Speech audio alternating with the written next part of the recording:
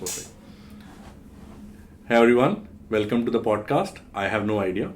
Podcast for everyone. I have Shruthi with me today. Shruthi, welcome to the podcast. Hi, thank you so much. Appreciate the time you've taken out for this podcast today. Lovely, and it's my pleasure. Tell me a story. Who is Shruthi? Firstly, I have no story. Okay. All right. I think I'm somebody who just went about life taking it as it comes. So maybe when I look back and reminisce on my life a little later, maybe I'll have her story, like history. But right now, I'm writing my story as we speak. Not so intentionally, but as much and as exciting as I want it to be. That's about the story. But I would love to talk about myself, about who is Shruthi. I don't think I ever thought that I have a limited identity. Okay. Shruthi is never this. She's this and that. That's who I am. I can be very kind, very compassionate. I can also be very cold sometimes, very indifferent at times. It depends. So for me, I think I've not defined myself very consciously. I think I'm somebody who has adapted myself as life through multiple challenges. I've just taken it on and then just rolled with it. I think that's how I would define myself, as like a survivor. One thing I can tell you for sure is that when I was talking to some of my colleagues, yes, who should my next guest be, and a couple of them suggested your name, they were extremely, let's say, happy and excited that you are the guest. So one thing is for sure that you are very popular in your current organization. What makes you popular? What's your view? Firstly, I try to do my best. I mean, as a HR person, right, people expect you to listen, and I'm always there to support and solution, regardless of my swim lane. And I think maybe what sets me apart is the intent. There's a certain genuineness about why I do what I do. Okay. Right, I have to believe that I can do it. Firstly, if there's somebody better that can do this for you, then I would let them do it. And I want to do it for you, and I want to do it because I think you either need it, or because it's the best thing for you, or it's the best thing for the organization. I think people see through intent more than anything else. So I think I'm somebody who has a good heart, and I'm smart. Obviously, I look for different ways to be creative and support. And more than anything else, I don't take things too personally. Okay. I can let go, and I can move on, and I can put it behind, and I'm very easy, as a person to deal with. I mean, there are times, where people who don't know me tell me I'm very intimidating, but I think once they get to know me, I think they understand that I'm very warm and caring, and I think that, is very, I think I make an effort, so I think they appreciate the effort. But interesting thing you mentioned, right, which is one, at work your intention is to make an impact. Yes. You're very vested in your work. Yes, absolutely. But then again, you also mentioned that, hey, I don't take things personally. Right? Yeah. I want to maybe maintain a distance as well. Yes. Why do you say that? And is there a childhood story behind it? Or something like that? Yes. So I think initially in my life, right, I worked a little.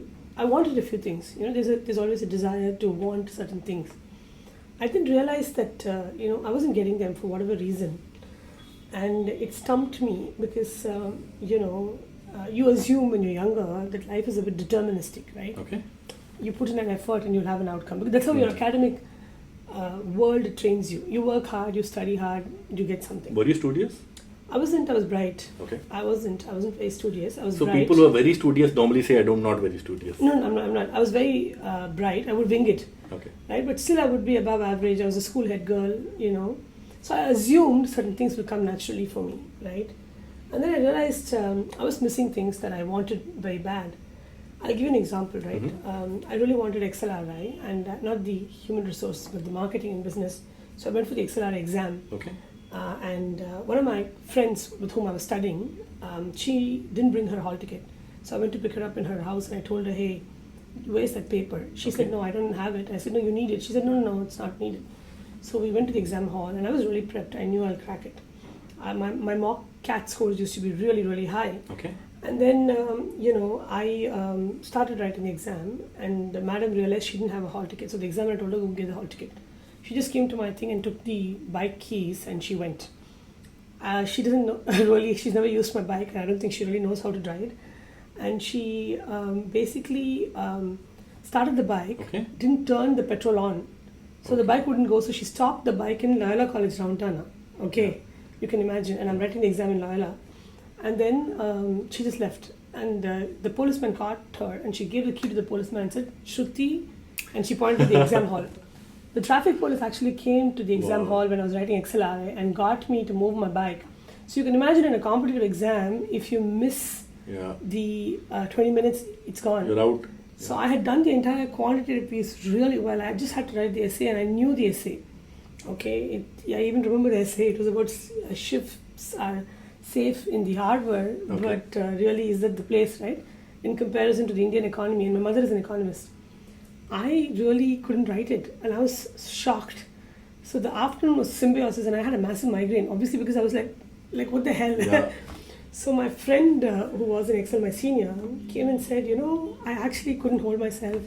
I quietly checked on your paper. Why wouldn't you write the essay? I'm like, this is what happened. Like that, my dad died when I was in my second year of college. Okay. So I had plans to, either get into UPSC or go to London for my higher studies, if not Excel.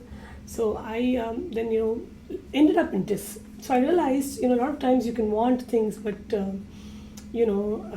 life has other plans for you. This is not too bad either. No, it's okay. I actually got, because I tried for CAT and then Excel, I got into every course that I wrote. I wrote Urban Rural Community Development Test.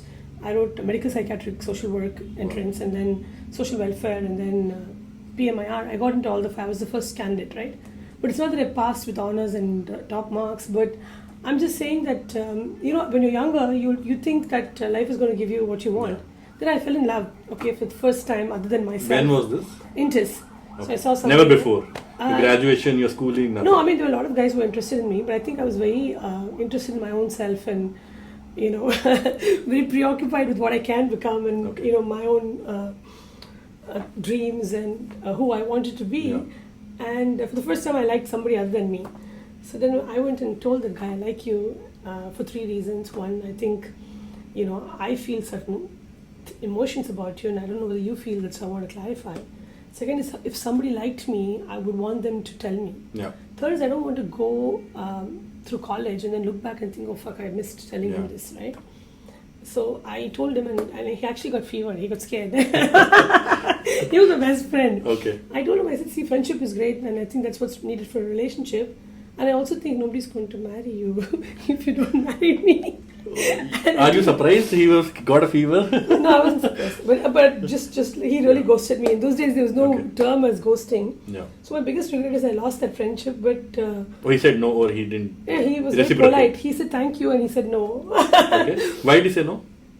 He absolutely didn't see me as that person. He knows me really well. He would wake me up every morning and get my breakfast. I don't think he could see himself doing that for the rest of his life. Okay. In jest now, it's really funny. But that time, I think it really hurt my ego. When was this? Which year was this? This was 2002. In 2001. 2001, I'm assuming it's 2024 now, right? 23 years back. India would have been a very different place. No. Was women going up to men and saying, was it okay? No, it was fine. We were in TIS, and this was a very liberal place. Yeah. But I just think it's just like my candor. I told him, do you want to smoke? Let's have a smoke. He got intimidated. I think he got a bit. But what makes you say, or even, and I think that's partly true, the first image might be intimidating. Why is it so? Is that confidence intimidates other people? No, I don't think so. I think with me, he didn't want to hurt me. And I don't think he had... I'm not talking about him specifically. I'm saying generally there is an intimidating personality. Why could that be so? See, I am normally that person. So you should ask people who are sitting opposite to me. Yeah. I think intimidation comes due to multiple reasons. I think, some people come across as being argumentative because we are a race. We're the argumentative Indians. So I think people get nervous about, potential conflicts that they're not expecting. Mm-hmm. Okay, so that could be an intimidation. So you're opinionated. You give your opinion, which might lead to an argument. Is that what you're saying? No, not about me. I'm just saying what about me can be intimidating. Yeah, I'm quite courageous. I think the fact about me is that I'm very candid. I'm possibly going to tell you Why are you courageous? Why are you candid? Is it something in your upbringing which brings you to that? Yeah. What's there? I think I was brought up by, a lot of strong women. My grandmother was a very strong woman. Okay. She, her father was the first general manager of Unilever. So she had a nanny, English nanny. Your grandmother's father, your grandmother's great-grandfather. Okay. He set up Unilever along with T.T. Krishnamachari, who was the Minister of Finance and an industrialist. Okay. Both of them together set up Unilever for India. So she had an English nanny. She wanted to study and she wanted to go join the national movement for independence. But because her mom died very early, she was forced to get married. And then she got married to my grandfather, who was not very rich like her, but very educated. And they traveled all over India. They had one child in Ooty. She took the child, came and left it in her mom's house. That's her father's house. Then she went to Ambala, had another kid, came and left that kid. Then she had another kid in Pondicherry, came and left the kid. So they had a great time. Okay. So then she told my grandfather, I don't know how to cook. As long as you figure it out, we're good. So she knew other things. She would knit and she would read. She was a voracious reader and she was very candid. So I think she brought me up to be very courageous. And my mother was working. My mother was a professor. She was a doctorate in economics. She was the head of the department of the college. My dad lived abroad because he had to fend for his siblings and he was in business. Okay. I had a brother that was a slow child. So pretty much I had to deal with my issues myself. I couldn't take them to my mom. I remember as a child when I was in LKG, I was, we used to have this rickshaw, right? Yeah. Some older lady came in the rickshaw and they put me in that side seat. I was very tiny and I fell through the crack. Oh. And the rickshaw went over me and I got injured. Okay. That lady very smartly put me back and then put a pin on my dress and sent me to school. And I remember my LKG teacher pulling me out because my dress was untidy. She didn't ask me if I was hurt, she hit me. Then I realized I have to speak up for myself. Yeah. I had another incident where I was just in first standard and I remember very clearly I sat in a chair which was already broken and it further broke. I got injured. The teacher took me to the principal. I told her, listen, I'm very tiny. Yeah. I fell down. How can I break the chair? I'm the one that's hurt. Yeah. So I realized I had to speak very early for myself and also speak for others that were dependent on me. And because I had a brother that was differently enabled, I had to speak up for him and for me.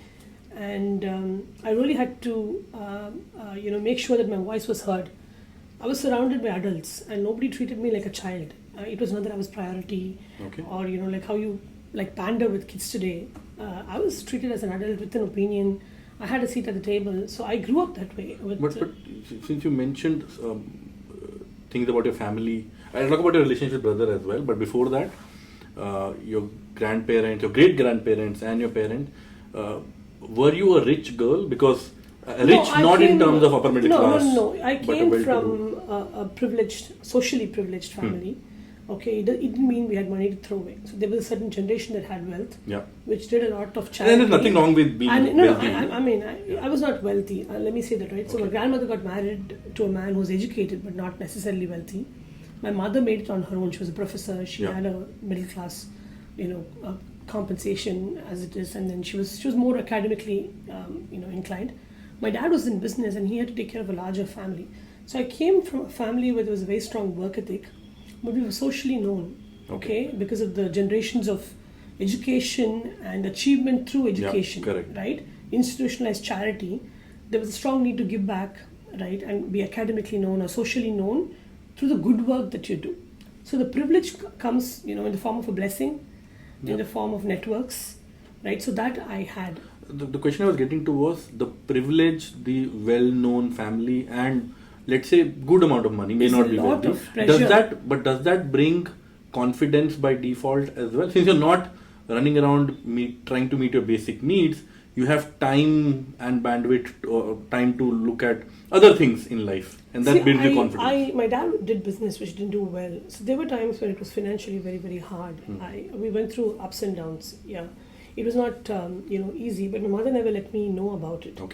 I think what happens is when you come from a certain privilege, there are a lot of expectations, and that's a lot of pressure on a child. If you have a family gathering, you have to go to the family gathering, be well dressed, well turned out. At the same time, if you have an exam, you're supposed to and expected to top that exam too. So co-holding multiple responsibilities, right, was a thing expected in the house. So minimum is IIT, and I was none of that.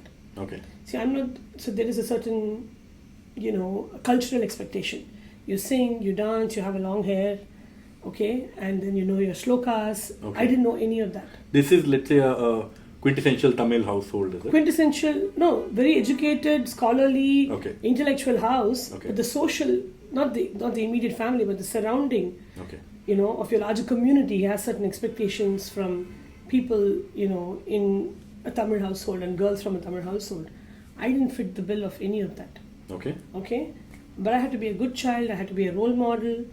I had to be something that my parents can feel proud about, right? And I was none of that. Is that why you are maybe more outspoken, outgoing Yes, now? because- That maybe there was early childhood was slightly more Yes. suffocating, if that's Not the right word. suffocating. Maybe that's the right You word. had a lot of unsaid rules. Okay. Okay, unsaid expectations, very high bar. Okay. So I used to be very hard on myself. Then I got to a point saying, "What the fuck?" And then I think that transformed me. And I said, When was this? Which age was this? No, very early on, I realized I won't fit the bill. Okay. And then initially, I used to try and wing it Okay. and pretend to please. Then I got to a point where I said, I have accepted the fact that, and it's actually my mother who helped me. She said I would never study for my exams. I would just learn in the last minute and get marks because I Okay. knew exactly. I was very articulate, very bright, and I could manage in the last minute. But then mathematics, you can't do that. So I developed severe fear because I had a brand image to keep. Yeah. I was a school head girl and stuff, right? And I used to go for culturals, very popular. I realized I used to win the election. I've won, one of the few people who won election consecutively 4 times, 9th, 10th, 11th and 12th. So I was one of those girls that everybody looked up to, but I was horribly flunking mathematics. So I had a fear. I didn't flunk. I had a fear I'll flunk. I was that bad. So then my mom said, okay, fail. Just deal with it and fail, Yeah. okay? So she said, I'm going to give you a challenge. This exam, you have to fail. You don't have a choice. Okay. And I tried very hard to fail and I couldn't fail, okay? Okay. So then I realized, this is me. This is it. You can't fail. You can't fail. And so what if I fail? My family still loves me. Correct. So when I was in my 12th, my dad fell sick. He had a bypass during my board exams, which was my Okay. physics and math. And I did so badly in both of that because I didn't study. I'm anyway studying in the last minute, trying to wing it. I didn't. I had miserable marks. I didn't expect myself to get that kind of mark. And that's why I spoke about determinism, right? Okay. So that stumped me. And that's how I landed in sociology. It was a happenstance, right? Then I said, okay, let me do law or UPSC. I didn't get through Yeah. national law school. Then that 3 years of education was a disaster because my dad died in the second year. Okay. I thought I'll walk into IIM Ahmedabad. They changed the paper pattern. I'm like, the font size affected me. Is it? Hanideep. Yeah, I used to do a lot of mock tests. And then, I was used to a certain font size and working a certain way. It was a very easy paper. I couldn't crack it. I had good grades. I could have still gone to IIM B or C. I only applied for IIM Ahmedabad. Okay. So I'm like, what a nut. So then my mom was in the US. When she came back, I just said, okay, I'm going to go. I'll go join a hostel and went to TIS. TIS was because somebody was writing TIS. I wrote You didn't with take a them. break in between. No, I didn't. You went to test directly. I went to test directly. And then I thought I'd get into Anderson. I don't know why. And TIS, for Anderson- people who don't know, Tata Institute of Social Sciences in Mumbai is what? The premier HR and what is HR is the major. Yes, premier HR course, right? and health and hospital administration, Okay. social welfare administration, Right. and it's got multiple courses. I think for those who are aspiring, they should. XLR might be better, but that's okay. That's separate Absolutely. conversation. Separate conversation. Absolutely. There is an advantage of being in Bombay, though. Yeah, Hanideep. I absolutely. think just the Yeah, exposure yeah. to the industry For is sure. fantastic. For sure. So I think, Yeah. so Go ahead. go ahead. No. So I was just saying that it was all very new to me. I didn't know what this, so I just landed there and, I thought again to Anderson. It was a 9/11 year. No company came to campus. Okay. So just multiple things, right, where you have an expectation and it doesn't happen because of macroeconomic environment or other things, right, like this freak incident of somebody taking your bike, sort of made me understand something very important. You liked somebody, but they don't like you back. Yeah. I think these are all very small rejections in the larger scheme of life. Yeah. But when you're young, and that's the most important thing to you, That's right. it kind of hurts you. Correct. And it chips a part of your soul. When you lose your dad when you're least expecting it, he said, I'll come home. He didn't come home. He died on the flight. We didn't get his body for 3 days. So all of those things, right, I think I realized very soon that you can't change what happens to you. What you can change is how you choose to look at it. Right. And that's what I learned. So I started believing that all of this is a blessing in some form. And when I look back, I should be able to join the dots. What was the role your dad played in your personality development? Who you are today, did your dad had a part to play? Absolutely. Which is very distinct in nature. I mean, I'm sure all dads have a part to play, but Yeah. this is my quirk which I kind of get from my dad in some sense. Yeah, I think my dad, I'm never intimidated by any man. Okay. And I think that came from my father. He toughened me up quite a bit. And because he was away, he wanted me to be a strong girl. He would always say, watch out for this, watch out for that. And, I know with my dad, if I go thrash somebody up or whack them, my dad will have my back. That unconditional, emotional net, if you fall, I'm there for you, right? Yeah. Was my dad. So when he left, I knew the only person I can fall back on is me. Right? So I became that person for many people, I would believe. So, if you're my best friend, you can get away with murder, I'll be there.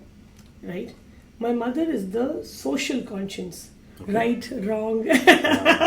That's my mother. Okay. So I think she's just like ingrained it in me. It's very hard for me to lie or make a mistake because my mother is always on my head. Yeah. So even now? No, she's not. She never will tell me anything. Okay. The problem is a lot of freedom, a lot of trust. But my mom won't approve. Okay. So, she's very candid. She'll say, okay, this is your way, but, it doesn't work for me. I've never been hit or never been harsh word, never spoken, but, my mother will disapprove. Yeah. She's a teacher, right? She never thought I was any student. She had a shock the way I would study. Okay. So I think my parents have two serious impact on me. My dad is that confidence, and whatever happens, I'll manage, is my dad. And I know, okay, this is not correct. You shouldn't be doing it, is my mom. Something very interesting you mentioned when you were talking about your dad, right? You said, I will never be intimidated by a man. Yeah. Why did you use, I'm trying to understand. Yeah. Why did you use the word man or versus saying, I am not Person. intimidated by anybody? No, so I think man, because, my dad was really an alpha male, okay? He can be quite terrorizing because he has a temper and he had a loud voice and he was a very tough dad. Okay. But, if you cut all that, there's just this very loving human being, okay? And he would throw a fit. Yeah, the question is not about your dad at No, all. The question I is about you. No, throw a fit. Yeah. And then, he will come around, right? So when you're very young and you're exposed to that kind of anger and that kind of tough love, right? It can be very intimidating at that age when you're growing up, right? He was very tough and also very loving. So I had to find a way to negotiate my way through his expectations, his tough love. And I learned very early on how to deal with that on my own. I didn't have my mother protecting me. Okay. Right? I remember we went to somebody's house. My dad didn't like it. He said, come back. And that was a different state altogether. I had to take a bus and come back. He expected me. I said, no, I won't. I said, you have a problem with somebody, that's your problem. It's not my problem. Okay? And as a child, you can't expect me to live your life. And I said that to him very young. And my aunt had my back. And my mother didn't. And I said, I don't care what you both think, but I'm coming. And it doesn't mean I felt he's no longer going to love me or abandon me. Just your ability to speak up, regardless of their position, right? So he was my father. I'm dependent on him. He can cut me out. Right. I learned not to be worried about any of that consequence. I know people eventually come around and it'll be okay. So I lost my fear very early about positions, roles, authority. I have respect, but you have to earn that respect with me. You can't intimidate me or drive fear into me unreasonably because I have none. So it is a problem when people expect because of their position and authority, I will be different, and I think that I'm not that person. Do you correlate position of authority just subconsciously with a male persona? No. That point is No. So having a strong male, you said alpha male personality in your house all your childhood, right? In your house, who's controlling your life to a large extent as well. No, he didn't. He tried. But I also had my grandmother, my mother's mother. Okay. Who also a very larger than life figure. Yeah. So my question is, with your father being around in your childhood, being a strong personality himself, did that change your way you look at men or your relationship with men when you were a teenager onwards? Actually, slightly different. Okay. He lived abroad. Okay. And I went to an all-girls school. All right. So in my wonder years, when I went to school, I didn't have to worry about, is this guy looking at me? Is that guy looking at me? Okay. The only places where I met men were at home, my friends. And when you're playing games, you're competing. Okay. And then when I went to, socially, right? Or in tuition classes. So men, so I never thought of how do I look, how can I impress him, how do I flirt with him. Those were not my preoccupation. I didn't read Mills and Boons, right? So for me, they were people, right? And it didn't mean they were better. So I don't need that male validation. Literally, I see a lot of women, I see them. If it's a woman boss, they react very differently. If it's a male boss, they'll do it. What's the difference in your experience? I have seen, so certain behaviors of mine, right? There's an expectation because I'm a woman, in terms of how I deal with my teams. Like, I use 2 swear words, right, in between. And I'm very unapologetic about it. It's okay. You said swim, you said. Swear words. Swear word, okay. I swore, right? Yeah. In office, in work environment, you're saying. No. Any place, right? Generally, let's say, we're doing a podcast and I'm not very censored in that sense. Yeah. I find that women think if men are like that, it's cool. Even you asked me, hey, was it common for women to propose? Correct. Right? Are you intimidating? Those come from your stereotype, right? And women have that too about women. Correct. And they don't have that about men. So if I were a guy and did some things, it would be cool. But if I were a woman and I did that, they judge me, right? So I think that is something that I, felt that I don't get the benefit, right, of, being who I am. But I've stopped really explaining myself to people. But how does it impact you professionally? Let's say you are a seasoned leader yourself now, but as a female leader, right? You're a leader being a female, let's say. Yeah. In a, let's say, a boardroom or a senior leadership meeting or something like that, do you see yourself being treated or your word being treated differently because you're a woman, and vice versa as well? And need not be a particular company, generally your experience over the last couple of decades.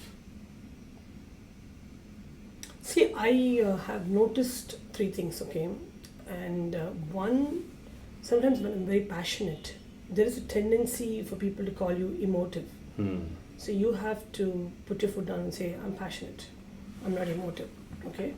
And here are the facts, right? And I think that's a bit of a tough balance between being passionate and being emotive. And you get branded in certain ways. Second, you can be candid, but if you're in leadership and HR, that should not affect people's trust in your ability to be confidential. Yeah. Okay? So again, that's a right balance. Yeah. Being unfiltered and authentic is good, but then you can't be seen as somebody that people can't trust their secrets with, or see you as somebody who's not very serious. So you have to balance that in a very tight manner, and I think your brand is what you say of yourself, right? So you have to take yourself seriously. I think initially it took a while for people to understand me and who I am, but that is the beauty of the company I work in. Cognizant as an organization is hugely diverse. Right. And very inclusive, and it accepts people for who they are. And I've been very lucky for people to understand and appreciate, who I am, and I didn't have to try too hard. I've always looked for authentic relationships. I cannot keep up others, and I've been very fortunate because I've also worked on it, right? And I think I'm what you see, and I think my bosses and my colleagues and my teams appreciate. Right. The only problem that I see is when you're very open and when you give people the room and the space, they do take advantage of you. They take you for granted, right? But then establishing those boundaries sometimes gets very difficult, okay? But you have to know how much to give and how much to hold. But it's not been too difficult, I have to tell you that. Let's say a young female professional is seeing this podcast and she faces an issue where in a meeting scenario or in any conference kind of scenario, her word is less valued, let's say, compared to others, and her view is largely because of her gender. What would your advice be to that individual to be able to overcome that problem immediately in a meeting setup, more in a short term? Hey, somebody disregarded my word completely in a meeting, and then on a more long term, just come out of it and make your presence felt. See, your narrative is what you tell yourself. Okay. So firstly, don't believe that you're not being heard because you're a woman. Never think that. Okay. Yeah. But what if it is that? Yeah, I mean, if it is that, right, you have all the more, you are representing 50% of the world, and that's a power position that you hold. Yeah. So you have to say, whatever they're deciding without including you is only going to work for that population. So you can probably start by saying, I agree with what you're saying and buy that. And I think it's going to work for people like yourself. But what about the other bunch of people that you're choosing to decide without listening to me? Right? Yeah. So you have to find a way to put yourself out there and say, I believe in this cause. Therefore, I am absolutely going to advocate it. Right? So if you really, really believe it's for your gender, Yeah. then you have to stand up for your gender. And do what? And speak, right? And the way to speak, in a group where you're not being heard is acknowledge what they're saying. See, why are they dismissing you? They're dismissing you because they think you don't understand. So tell them you understand. Say, I absolutely agree with you, right? I'm 100% behind this. They'll feel very happy. Okay, good. Hey, you know what? This is going to work for these kind of people. Yeah. Am I right? They'll say yes. But what about these people? Maybe do you want to look at this? Right? There's a way to say it. Yeah. Yeah. The moment you start feeling sorry for yourself, you're not going to be able to say, you're going to cry. So don't do that. Right? Either you first believe that there's no gender, it's just people with certain different frames, right? No two women even think alike. Correct. Right? So it could be where they're coming from, right? Their education, their background, their upbringing. Right? Ask any person, they'll say, I love my mom, I love my wife, I love my daughter. Correct. It's not that men hate women, they love women actually, okay? So I think the issue is you feel you're not represented or people like you are not represented. So acknowledge that they're making a very valid point for those they believe are homogeneous to, where they come from. Okay. And it's just call out that there's a different segment that is being excluded and that you're representing that voice and you'd like to be heard, right? So I think it's just how you orient that narrative in your head. Okay. And it's not easy. It comes with practice, right? And you can play the card, okay? I mean, whenever you choose to, right? And it's not being the victim card, Yeah. but the equality card and the fact that you represent, 50% or 45% or 49% of the other workforce or 33% depending on the ratios. I mean, you have to speak up. And Right. you actually owe, if you have the seat at the table, you owe it to yourself and to those that you represent to speak up. So don't give up. But sometimes I've seen, great advice by the way, right? Sometimes what I've seen is the way you, maybe play the card is maybe not the right word, but let's say the way you play the card is very important, right? If you play the card more aggressively, in the short run, sure, okay, let's hear the other person, whatever else, but in let's say more grapevine circles, this person is always talking, making gender an issue, let's not include her, might lead to exclusion in the short, medium to long run. Do you see that danger also? No, I'll tell you how I would do it, okay? Let's say that, forget the gender aspect. Let's say in a particular meeting, you're confrontational in nature. These are styles of working, right? So take the gender out for a minute, right? Let's say I make a very strong point, everybody is talking, I derail the meeting with just one optic. You also have to understand there is one important optic, but it's still a kaleidoscope, right? There Correct. are 100 pieces. Oh, yeah. I keep at one piece. You made the point at one piece, there are another 9 pieces, assuming it's a 10-piece puzzle, right? So even you need to demonstrate that you are looking at the 9 pieces, Got it. which is where the congruence is important. Second, let's say I'm in a meeting and I didn't have an opportunity to speak. I can always write an email saying, hey, this was a great conversation. These 9 things were fantastic. Here's the one more thing that I want to put. And the moment you say it, you're like, let's do it, right? So bringing people together or driving consensus is important for any, direction that you want to take, right? So that's one way of doing it. The second way of doing it is never in any meeting, right? When I'm going for a big meeting, I'm always making sure I'm checking in with the stakeholder before. Right. See, let's say you're making a decision and there's going to be a vote. You can't bring the topic up there and expect people to vote. Yeah. You have to negotiate one-on-one, right? Not negotiate, right? Socialize. That's right. So if I want to bring up a topic and say, hey, I know you guys are discussing this. Can we also table this? I think it'll be good. I think these are all great things. Just go with a smile, right? And influence, right? We have to influence. We don't have to fight everything. We have to influence. Yep. So I think in a leadership where everybody's working for a common good, you always assume good intent. Why won't you assume good intent? Correct. Why is diversity important? It brings in a different perspective, right? It gives you more creative ways of solving the same problem, a different eye, right? And it just doesn't mean gender diversity. It means diversity with age, with backgrounds. Oh, for sure. Yeah, all of those, right? With economic status, with education, right? With skill sets. So all of the diversity is good. And you're only looking at one aspect of diversity, which is the least diverse way to look at diversity itself. Yeah. So if you broaden and step back your perspective on what you mean diversity, am I truly representing diversity? Am I representing all diverse groups? What's my stance? And what is this group trying to achieve? And how can I help them to be more inclusive? Right? And I think I would take that perspective and assume good intent. Yeah, I have found for many parts, right? There are boys' clubs, okay? There are no girls' club. Okay. Right? We're also to be blamed partly, right? How many women have women in succession? Few of us. The reason why Sarah told you is because I make that effort. As a leader, I have a very strong bunch of women that I have groomed, and I can tell you they've grown to leadership, and I've been very instrumental in supporting and vocally helping, right? And I don't see a lot of women leaders do that. Okay. You take anybody, right? Take Indira Gandhi. Why do they not do that? No, because so take Indira Gandhi. Did she have a women successor? No. Does Sushma Swaraj have women successors? Did Smriti Irani? Right? Take any woman, Nirmala Sitaraman. Yeah. Do you see them advocating? Because you get to a point where you think I'm a leader because I have all the leadership traits. You don't think I became a leader because I'm a woman. But contrast that to, let's say, a Mamata Banerjee, who has a lot of, let's say, women leadership under her in her organization. Maybe that's a better example. No, so again, succession. Who's going to succeed TMC? Who's going to succeed her? So you have to make conscious representation, okay? Unless you do that, it'll never happen.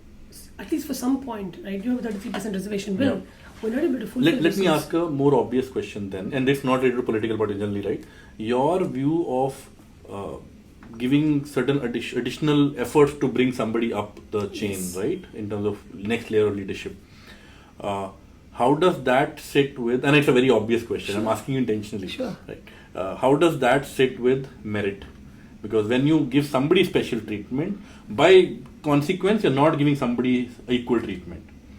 No, it's not this or that, it's this and that, okay? Whether it's a caste reservation in Tamil Nadu, which is rife, right? You have to do it. You have to continuously be conscious. You asked me, the first question you asked me is, do you come from a home of privilege, right? These people are running races at different start points. Yeah. You have to get them to a point of equality at least, and provide a little bit. Yeah. I'll give you a beautiful example, right? I have a child with a certain writing disability. Okay. CBSE gives him additional half an hour or 1 hour time for the board exam. That's a bridge. You have to look at this as a bridge, okay? And it's everybody's duty for the community to do that. And I don't think it's an option. Fair. And we owe it to people around us, right? Yeah. Even when you look at races, right, basis how you do your run-ups, your start points are different. And this is important for You're us leveling the playground rather than... You have to. If you look at a lot of strife that happens, right, it's because of a perceived sense of inequality. Correct. Right? And that inequality gives you a sense that there's unfairness, and then there's a lot of conflict, right? And I think it's important to dispel that myth. Yeah, and I think a lot of people feel marginalized, and as leaders we have to be very conscious to make sure every voice is heard. Yeah. And everybody is they perceive that they are being treated equally and fairly, and you have to have policies, you have to have principles, and it's a fundamental duty for the government, right? Which is why they're also saying creamy layer. Right. They're also saying first generation. Correct. Right? There's a lot of effort being made to target the right population that needs the support, right? And I think we should do it. I don't think it's an option. Do you think you subconsciously mentioned, right? You didn't intention, but subconsciously mentioned gender in the same sentence as caste and other, let's say, quote unquote disadvantage, right? Is being woman in urban India, and maybe not talk about rural India at this point, in urban India, let's say 5-6 metros we have, is being woman even today a disadvantage? I have never felt being a woman is a disadvantage, okay? Never. Then why do you need leveling the play field then, if there's not a disadvantage? Yeah, and I'll tell you why. Women in the workforce has been a very recent phenomenon, Right. okay? And, the expectations from a woman, right, traditionally, have been of that of a nurturer, caregiver, right? From there to this whole definition of a working woman, right, has been a big transformation. Now, even if you're a working woman, the expectation of rearing your child It's still there. Yeah. Right? Keeping your family. So you look at the way women are raised vis-a-vis how men are raised. Okay. They'll tell you, okay, you study now, you have to be a topper, you have to do this well, you have to do that well. And then you're doing all the well. Don't look at boys, right? Focus on your education, focus on yourself. Then they're like, okay, now time to get married. Chalo, you have to get married. There's a pressure to get married. And then that happens even for boys, okay? Then chalo, bache karna hai hai. You have to have children, right? What is your child doing? Yeah, but having a kid is significantly more taxing for a woman than a man, right? So the whole life changes. Physically it's taxing, right? But the work also impacts. Yeah. So you're all the time, because you're the primary food provider for the child. Correct. So for the first 2 years, you're always thinking about feeding the child. Correct. And it's nature to nurture, right? And that's your priority. And that takes away about 2-3 years of your life. But if you look at the work environment, right? So you have to do this at home. Today even men are expected to do it at home, right? So I think even for them it's a double burden. When it comes to work, okay, look at the corporate world. How do you succeed in a corporate world? By doing good work and bringing good network? No. Making good network. And how do you network? Explain to me. I hope being available, talking to people. Available. Yeah. Time. Huh? Yeah. Now explain how these networks happen outside of office. Yeah. Over a coffee. Over a drink. Over a drink. Yeah. So if I have to succeed in my career ladder, I have to go smoking. I have to go drinking. I have to go pubbing. I have to sit and have these coffee conversations. Yeah. So I have to do that. I have to do my child's homework, get him ready for school, plan his exam timetable, right? Then I have to go take care of my duty as a daughter-in-law. I have to do all of this. So can I come home and say, hey, to my husband, I'm in this pub with my colleagues. Yeah. Okay, you manage the homework today. He's also there in the pub with his colleagues. Correct. Who takes care of the child?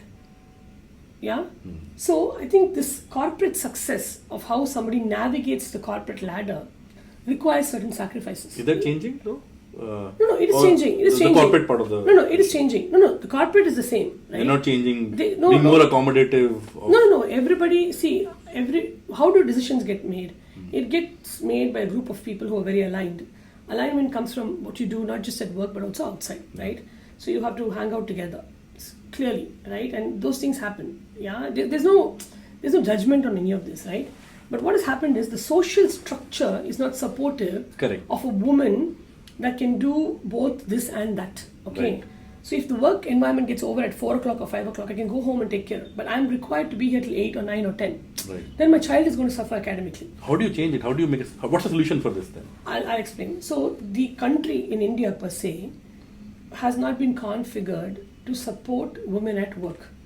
We earlier had a joint family system where the grandparents could look after the kid. Today we don't have that. We've all moved into nuclear families. We don't have adequate daycare where I can leave my child safely, right? Especially in the world of abuse and so on. We don't have a daycare system where I can leave my child and go. Correct. Right?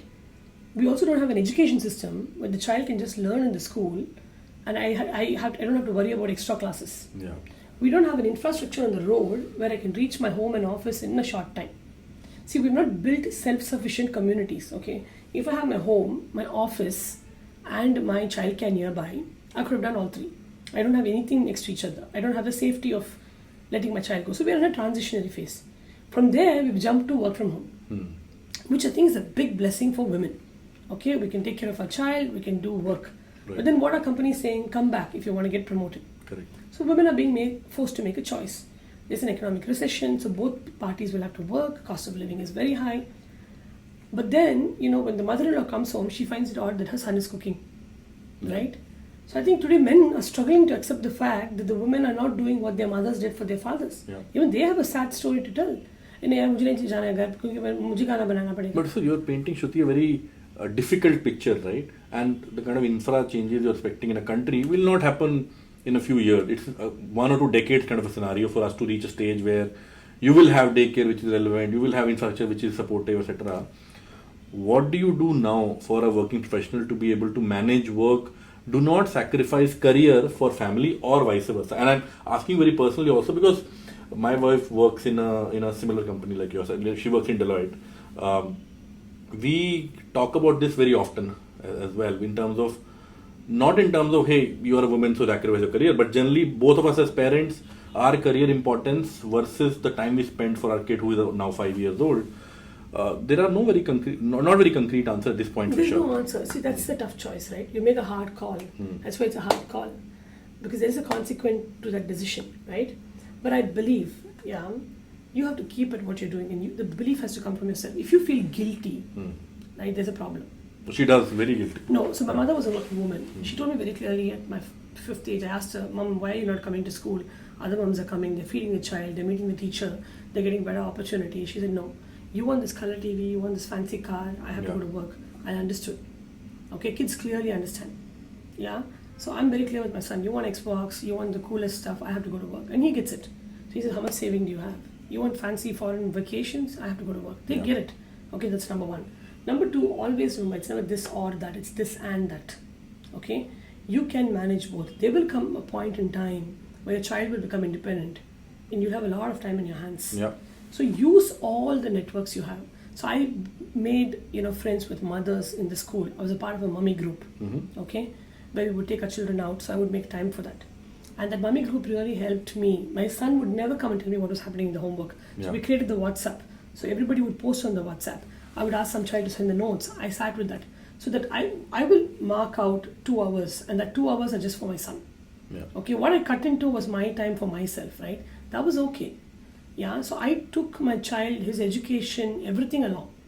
And today you have a big luxury. 4th month, right, I went back to office when I was pregnant and I delivered my baby. Okay. Today you have 6 months of maternity leave. Yeah. Okay, and think of the women in Japan. They have nothing. The workforce participation is so low because there is no support. India is way ahead. Correct. You can call your mother-in-law, you can call anybody, your grandmother to come and take, and they would happily do it.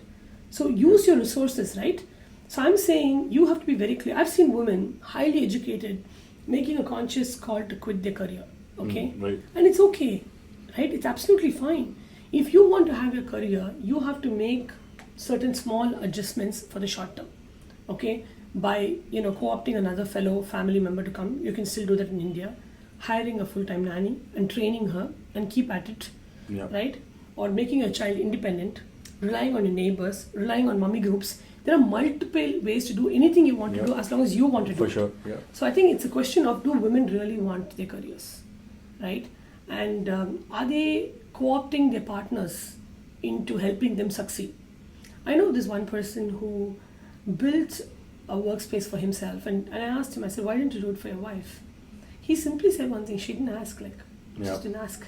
So if you don't prioritize your career, so I have a space from where I work from home. My poor husband sits in the hall.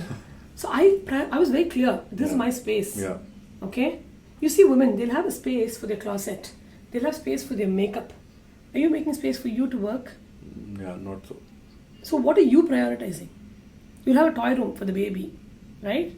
The men will go take the desk for work from home. Yeah, and use that. The lady will be sitting in the bed and working on the laptop. So the guy didn't tell you don't come and sit in that table, no? You could have gone and taken the table. So I was the first one to go and catch that space. I live in a joint family with my father-in-law, my mother-in-law's brother, extended joint family, okay? And then in 2 houses away I have my grandmother, aunt, everybody, right? I went and caught my seat first. I put that kerchief like in a train and said, this is where I'm working from. I actually sit in my son's baby cot and work, but that space is mine. Because you can't interrupt me. There's only a wall behind me, right? So as a woman, you have to prioritize yourself. In any context, if you don't prioritize yourself, nobody else is going to prioritize you. That's great advice. Okay? Yeah. So prioritize yourself and start with yourself. So first I have to, there were times when I would just go lock myself in the bathroom, watch a few Instagram reels and then come out and deal with my son. He'll keep knocking on the bathroom door. Yeah. It's okay, I need the 10 minutes for myself. I say, Adhu, don't come. I'll lock myself. Do nothing. Just be in the bed or get my tea. Yeah. Make space and time for yourself first. If you want your career, you have to go tell everybody I'm prioritizing my career. Yeah. And this is how I'm going to go about managing it. 5 years, when somebody's in the hospital, they need money, you'll be there with them. You'll be able to support them and they'll see that you're there for them. One interesting question is, point you mentioned was, if they want their career, right? Do you think, is it really their choice in terms of having a career or not? I'll tell you, it's not about a man deciding for them. It's not about that. It's more around a part of the women's group itself, working women's group itself, who might look at homemakers in a different fashion. Hey, homemakers in today's frame of reference, for a part of the group again, might feel like, oh, these are women who are not very career oriented. They're women not very ambitious. Homemaker is not an aspirational job today. Firstly, it's a very tough job. Secondly, it's a very thankless job. But you need to remember that one of the biggest reasons why we have the kind of social stability that we have in this country is also because of the way we have had set up a family, Yep. ecosystem. I think it gives us a tremendous amount, a growing child, tremendous amount of sense of security and No, safety. the question I was referring to was, it seems to me that a woman's choice to work is also now largely conditioned by society, that they are expected to work now. It may not be their choice fully as well, because maybe homemaker is not a very high, it's very tough, it's very thankless, Very I tough, agree. very tough. But from a societal standpoint, when somebody in a social gathering, oh, what do you do, I'm a homemaker, maybe it's perceived now in a different fashion. I'll tell you why, because economically people are realizing that anybody can get laid off any way. Initially, why did they say that, be at home, right? They were elders, you had to caregive. The society was different, right? You could get away with one person's salary. Today, life has become unpredictable. So even the world knows that you need two hands to economically make this viable for a child, right? So I think societal notions are framed by the environment that they currently are in, right? In an uncertain world, I would assume that economic participation for both genders is good. Okay, just whether it's GDP or whether Yeah, it's... I'm just referring to the voluntary part of it. Both genders should voluntarily participate if they want to participate. See, it's actually about how much you allow the society to dictate your life, no? I mean, everybody perceives me as a homemaker, therefore I have a problem. There are people who will absolutely congratulate you and celebrate you because you're a homemaker. Yeah. So where do you want to be? Right? I think this doubt comes when you don't know who you are and what you want to do. Right? If you choose to listen to people who say, hey, this is a bad thing, you're going to feel sorry for yourself. There are people who are telling you it's a damn good thing. So focus on, if I've chosen a path, then I'll pick people that celebrate my choices, right? So I think you need to know why you're doing what you're doing. If I believe that, taking this break and looking after my child is the most important thing, that's what I want to do. I don't want to be doing anything else. My boss took a break. She's a CPO of the company right now. 5 years she took a break, and she has multiple breaks in her career. She was never judged for that. There's return to work today. You will have hardships, yeah. Everybody has hardships.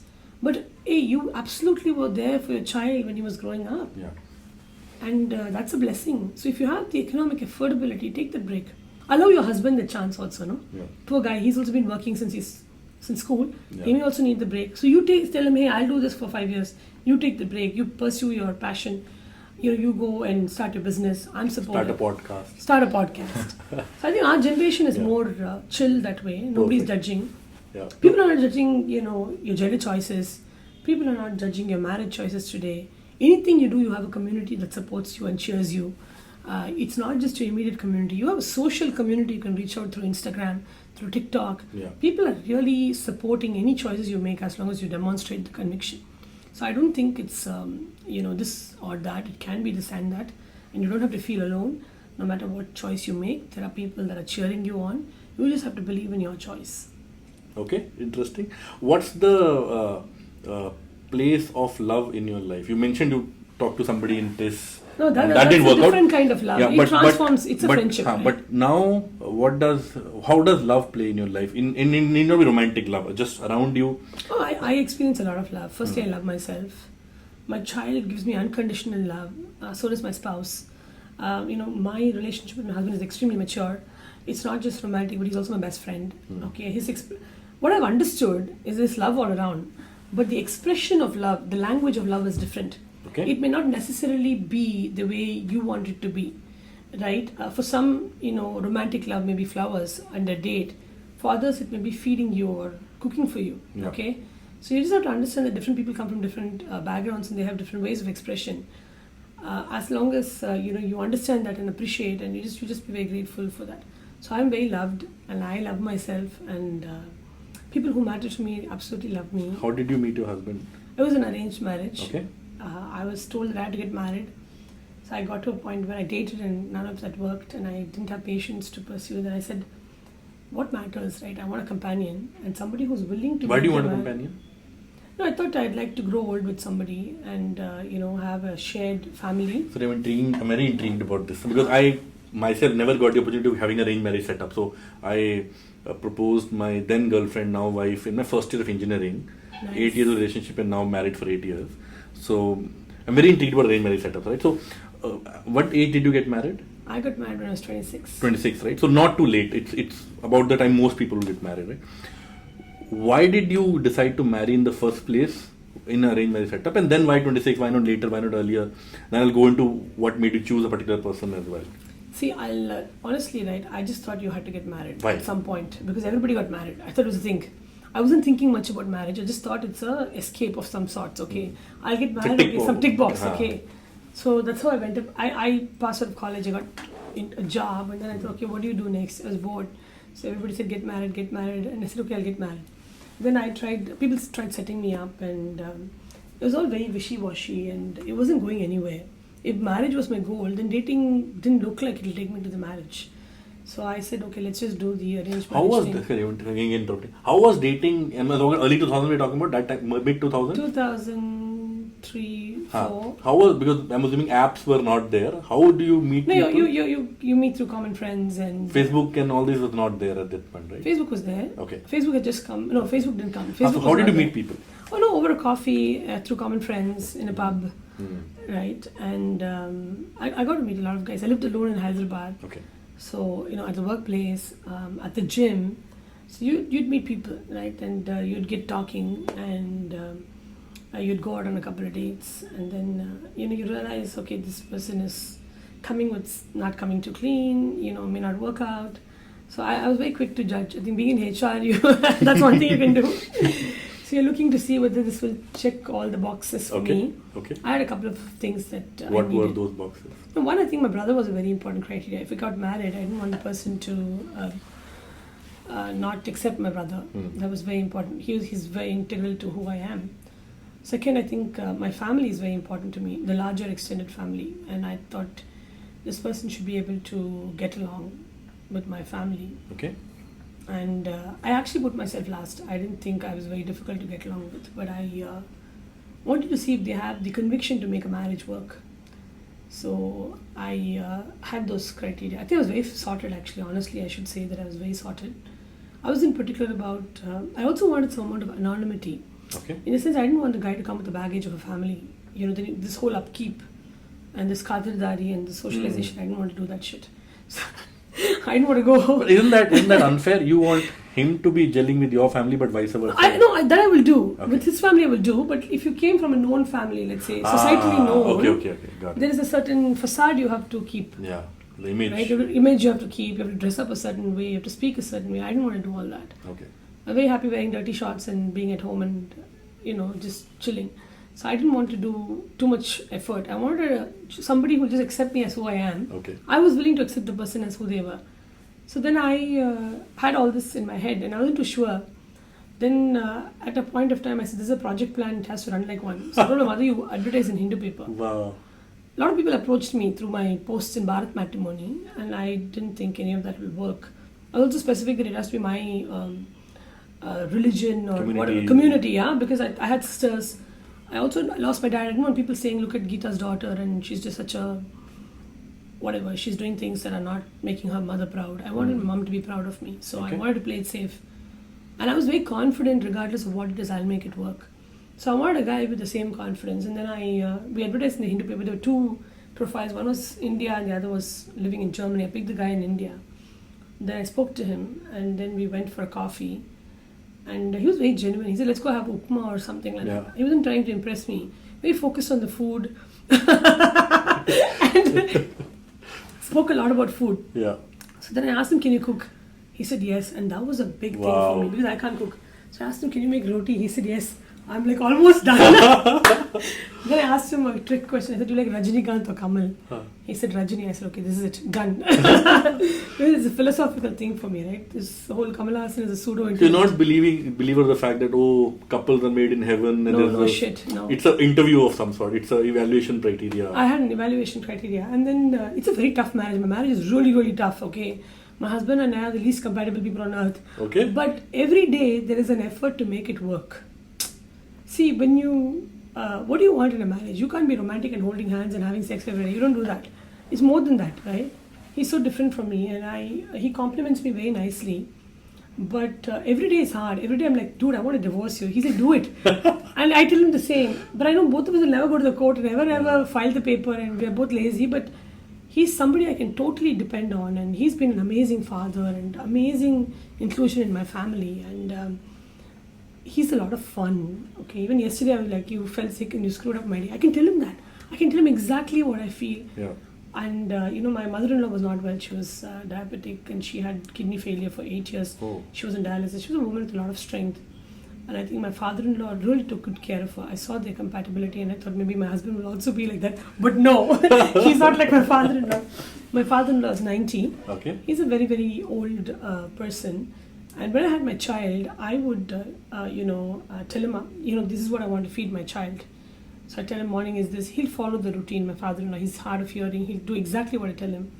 I would pump breast milk and go. My father-in-law will take the milk. He will thaw it.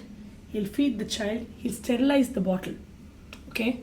And that's what my father-in-law did for me. You asked me how did you succeed, Yeah. right? And there's a trade-off there. I told him, he was very worried I'll take his son away.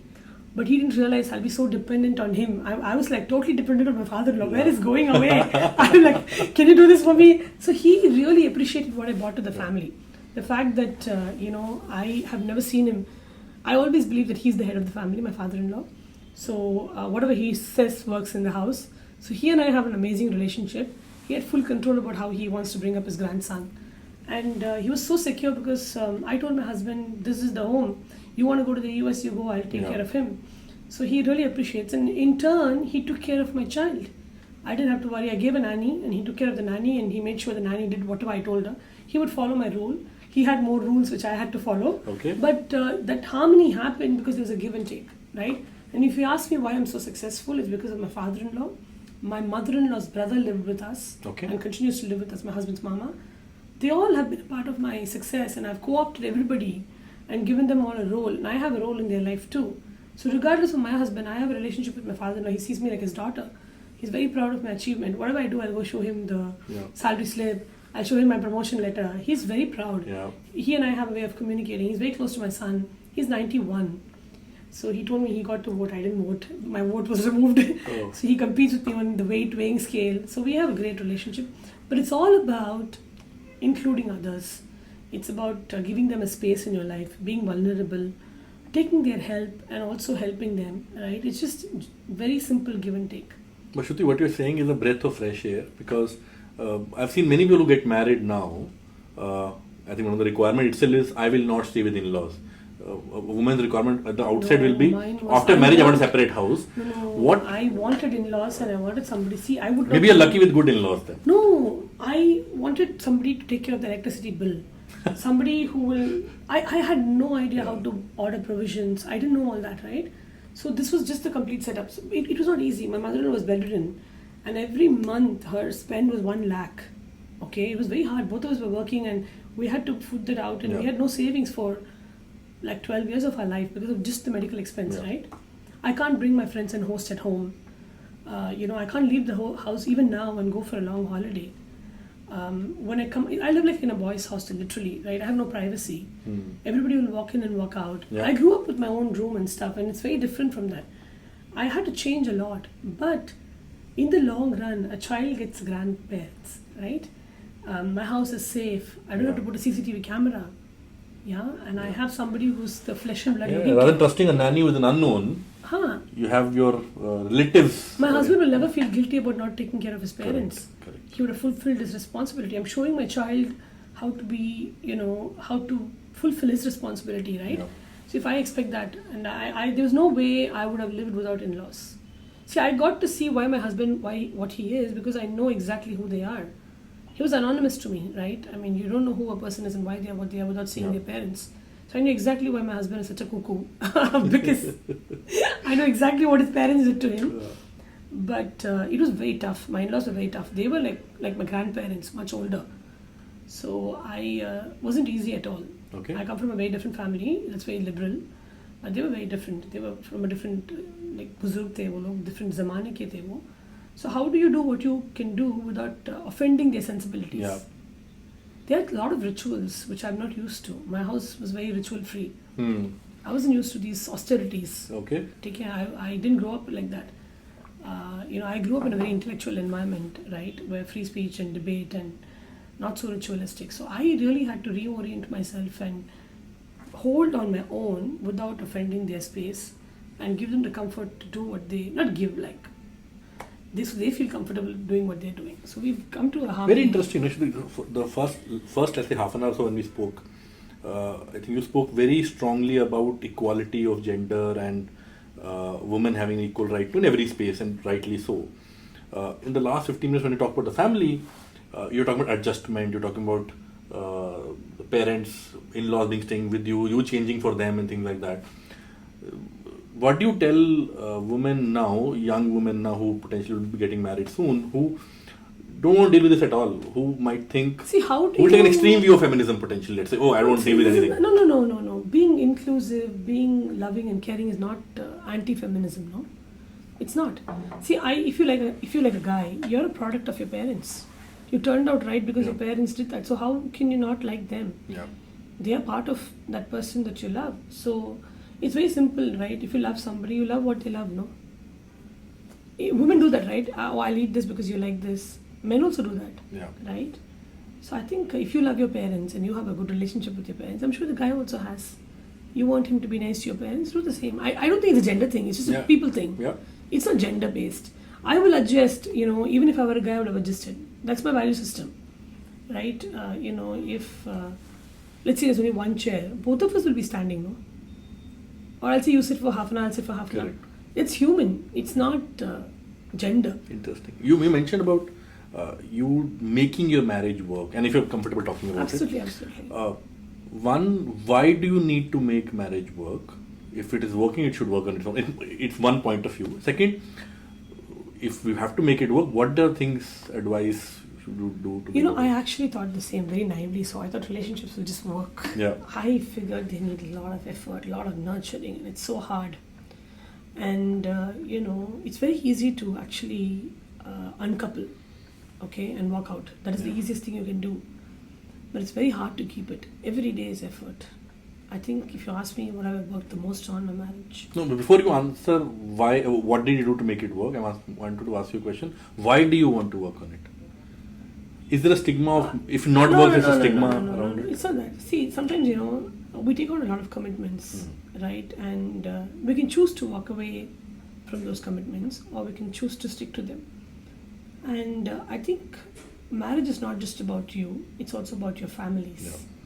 When I take a decision, I'm going to hurt my father-in-law, I'm going to hurt my mother, I'm going to hurt my child, I'm going to hurt a lot of people. So, why you get married is important. Like I said, I didn't marry only for myself. I married for a larger reason. So for me, when I choose to decouple or uncouple, it's also, I have to bear in mind the larger, society that, I took this call for, right? Second is, like again, the why is very important. Why did I get married? I got married because I wanted a companion, to grow with. And the companion comes with a certain baggage and certain expectation, a different value system. I have a certain, value system. I have a certain background, right? So there is going to be a conflict, regardless of who that person is. So when I'm choosing to walk away, I'm choosing to walk away because I don't have the ability to resolve conflicts. Yeah, I'm walking away from conflicts. So I don't think it's about walking away from marriage. I'm actually giving up on my ability to manage conflicts. I'm saying I'm done. And from there, where do I go? Right? If I choose not to resolve conflicts in the most important relationship of my life, I'm not going to be resolving any conflicts or anywhere.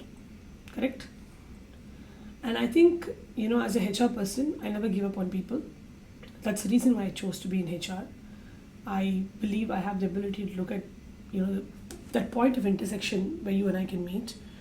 I'm somebody who looks at the best that you bring to the table, and that's what I do for a living. So why would I choose to be a different person, right, in my marriage? That's not who I am. And this has nothing to do with the gender. This has to do with me. I believe it's a good world. I believe people are genuinely good and well-intended. And I believe everybody is trying very hard. If my husband brought in certain unreasonable challenges, right, which could be anything. There are couples where there are mental health issues. Right? Try and be as supportive as you can. Right? Today you empathize with a cinema star like Deepika Padukone talking about her mental health. Yeah. You should go ask Ranveer Singh how he feels as a spouse. So why won't you be that spouse? Right? So I think, what are the worst things? See, there are very abusive marriages where the guy, there's a domestic abuse. Yeah. right, where the person is violent, alcoholic, infidelity, right, these are an absolute no. You don't have to put up with that shit. Yeah. Dowry harassment, walk away. Absolutely, if you can take the gun down on them, right? I would not put up with any of that. Yeah. But there's non-compatibility, which is dramatic if there's a value system where the upbringings are different and you didn't know about it, and those things you should absolutely walk away. Anything toxic, walk away. But very small things you can live with it. It's okay. Perfect. Too intense, Shruti. What do you do for fun? A lot of stuff. How do you entertain yourself? Hey, I do doom scrolling, okay? I am Doom also scrolling, what does it mean? just like what this generation does. Oh. Just keep watching Insta Reels mindlessly. Infinite loop. On an infinite loop these days. I had very constructive hobbies, but they've all diluted now. I watch a lot of K-drama, mindless K-drama. Korean. Absolutely. Oh, what is? I've always heard about it, never seen it. Is it similar to Indian dramas or very different? This is a different level of, fantasy. Okay.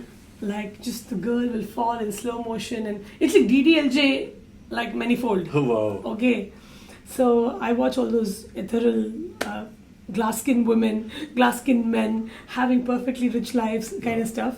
So that's a great escape. Yeah, I like music. Okay. I love travel. I like to read, but I've completely gotten off books. I don't know why. I'm not able to relate too much beyond 2 pages. I'm not able to do. But yeah, I'm actually really right now. I love my drink occasionally. Okay, so I love going out. But yeah, that's driving. I just like to take my car and drive. Where have you recently traveled? Where have you gone? So the last vacation I think we went to was Maldives, Okay. and we're going to Greece now. Okay. So I plan the annual travel quite a bit. There are short trips that we do in between, but this annual vacation in May with my son and my husband is very special. So I do the planning myself, so I really enjoy it. In May again you're going somewhere? Yeah, that's Greece. Oh, Greece. I'm doing Greece now. Okay. Last year was Maldives. I mean, that was my husband's 50th. Is Maldives overrated? It depends on what you like. Kids might not enjoy it too much. No. If you want to do snorkeling and all, they'll enjoy. Okay. It's very picturesque. It's like a postcard, right? Yeah. And I would say the same of Andamans. Andamans is equally beautiful. Yeah. So the Indian Ocean is very beautiful, right? If you like water, my husband and son love water. So for them, I think they really enjoy it. And I like to see them have fun. I don't even swim. I just go for You them. don't swim? No, I don't swim. Why not? I think when I was young, I felt people peed in the pools. So I never put Which they might do. But so I had a problem with that. So I never learned to put my head into the water. After which, then it was too late to learn to swim. But I can snorkel. Yeah. I can float, snorkel, and just about manage. So I go with them. Shamelessly, I've done every water sport possible. Parasailing, paragliding. Have you done scuba as well? I've done sea walking. I've done Okay. snorkeling. Okay. Scuba, you can't. I think the ear pressure, I'm not ready for it. Hmm. I think post-COVID vaccination, I think all of us have developed something. So I have not tried scuba, but I do a lot of snorkeling. Where you get pulled in by the parachute on the boat. I've done that. Then multiple sea walking and stuff. Nice. And you mentioned about your kid, right? How many kids do you have? One kid. How old is he? He's 15. 15. You mentioned about your brother initially, right? And then with your son now. You talked about disability generally as well. And that's a topic which is generally not very well spoken about, or being awareness is very low about that, right? Since you've experienced that in your life, it would be great to know what exactly was the problem. So How do you support? My mom and dad are cousins. So Okay. they had a child before me that passed away. Then there was me. Then there was my brother. He's Okay. mentally retarded. So he has a lot of disabilities, right? So Is that an offensive word to say, mentally retarded or no, it's a disability? technical term. It's not offensive No. to say. Retardation is a condition. Okay, Okay. so if you see his disability certificate, Because I've seen people saying special kid and all no, those no, things. this is a classification, Okay. right? It's retardation. Okay, it's a medical term. It's a medical term, right? And he's been a joy. He's been like any brother. He'll irritate me. We used to fight and beat each other up.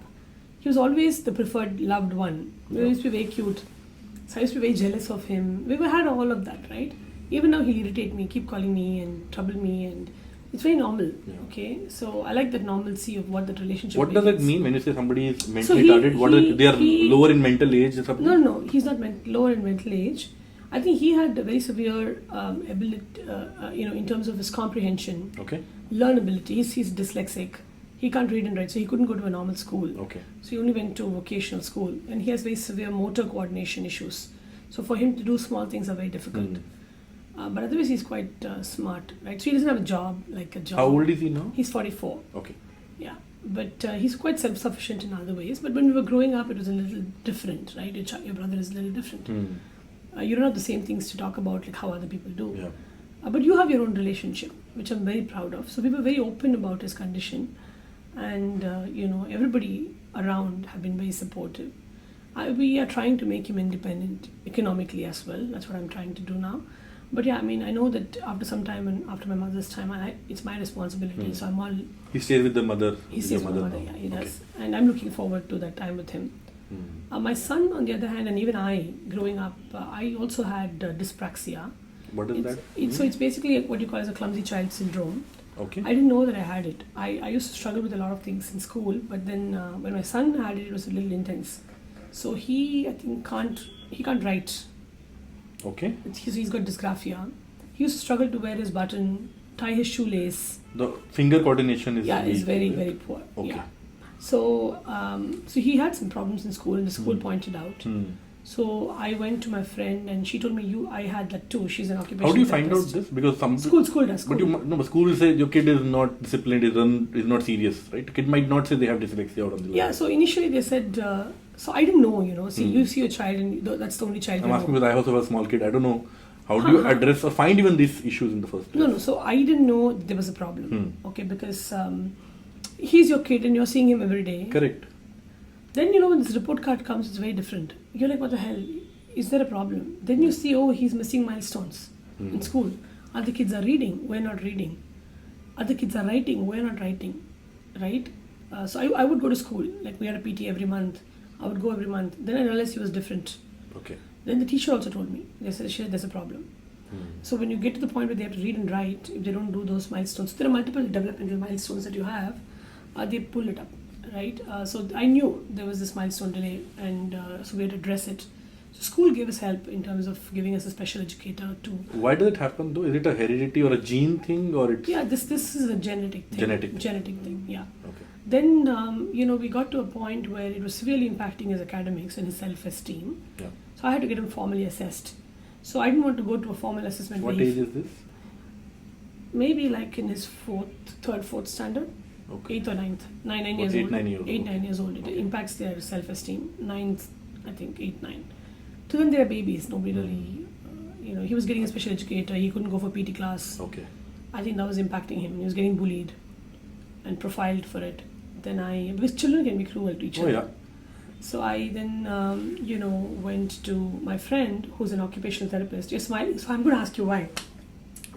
Why did you smile? Were you getting? Did you have anything in your life? No, my kid gets bullied in I'm so Chennai. sorry. I'm so sorry. More so because he looks different. He's the only Sardar kid in the whole school. I'm so sorry. But we are figuring it out. He's 5 years old, so he doesn't realize it yet. But we are figuring out how to kind of handle that. Should we let him be and become tougher, or should we cocoon him? No, it's hard. It's hard for parents. It's hard for parents. Especially when you look different or dress different, right? Obviously different. We are aliens in this land. No, not true. We have a huge... No, in terms of his school, I'm saying. The school he goes to, he's the only... There might be other Punjabis or Sardars, but... The Khatsad, so...